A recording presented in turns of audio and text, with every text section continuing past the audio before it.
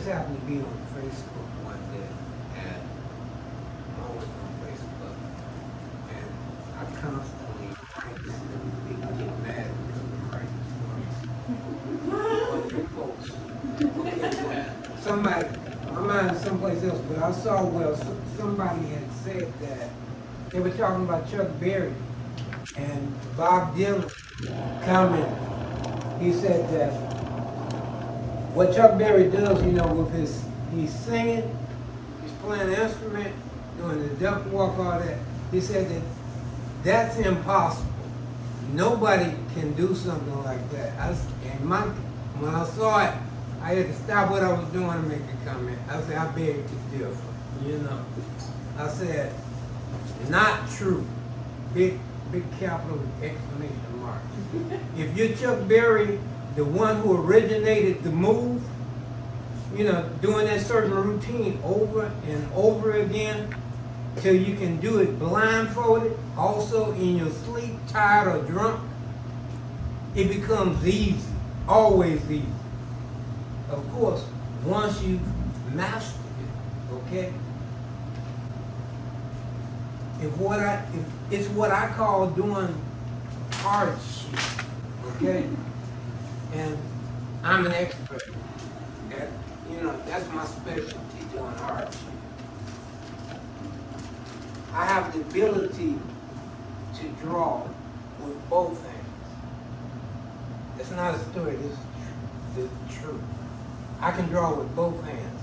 I can draw with my left hand by itself, or I can do it with the right hand, or I can do it together, like drawing a head, you know. I can do that. That's hard shit. That's what I'm saying. What Chuck Berry does is hard shit. You just gotta be willing to work and try until you can do hard stuff. I can write my name upside down, cursive, and backwards, you know, flawless. Hard shit. But lately I haven't done it. You know, when I was in my youth, in my 20s and 30s, I always looked at my hands like magic, so I had to be, you know, I was always ready for show, you know, so I did stuff like that. Once you master hard things, what's hard becomes easy. When I blow a harmonica, the low notes are on the left, okay? I can just like you make a phrase out of words, not just a sentence, I mean a paragraph. I can make a paragraph of music on this harmonica, low notes on the left, and blow it. But then I can flip the harmonica and do the same thing, which is like impossible. But I can make it happen because I practice hard shit. I've always practiced hard shit. Now,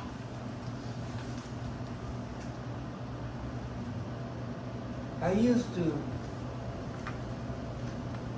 at certain times, you know, I would take a $20 bill and pick a guy, any guy raise his hand. I would let him write down the serial number of that $20 bill. So, you know, that way you can keep up with, you know, because all the money has a different number on it. I would take that $20 bill, fold it up, put it in an envelope, fold that envelope up, roll it or whatever, and drop it down into the sewer. And let it fall down into that deep, dark, wet funk, you know. And then the people watching would always say, well, okay, Magic Man, you know, how you gonna get how you gonna bring that money back, you know? Somebody would always say, you know, I don't even think nobody would even want to get it after being down there. So the way I would make that money come back, I would look out in the crowd, find me some sexy woman with a short dress on, nice shade, and have her come up front, okay? I would have her stand right next to that sewer where I dropped that $20 bill. And I would tell her to just stand there, you know, she'd stand there like Wonder Woman with her boots on, hands on her hips, and she's watching the crowd. She's watching everybody and watching me, trying to figure out what I'm going to do to get that $20 bill back. Okay? I'm right next to her. I reach up under her dress, right in the center, to the point where you can't see my hand anymore. And I start twisting, like I'm taking out a light bulb.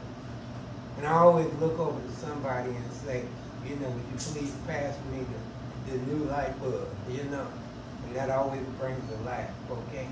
But then I come out from under that skirt, or that dress, whatever it is. I come out with that $20 bill. They all want to know, because they don't think it's the same bill. But we've got to look at it, because we got to make sure it's got the same number. Because the fellow over here, he's got the one, with the, he's got the number written down. They look at it, and it's proven that it's the same number now.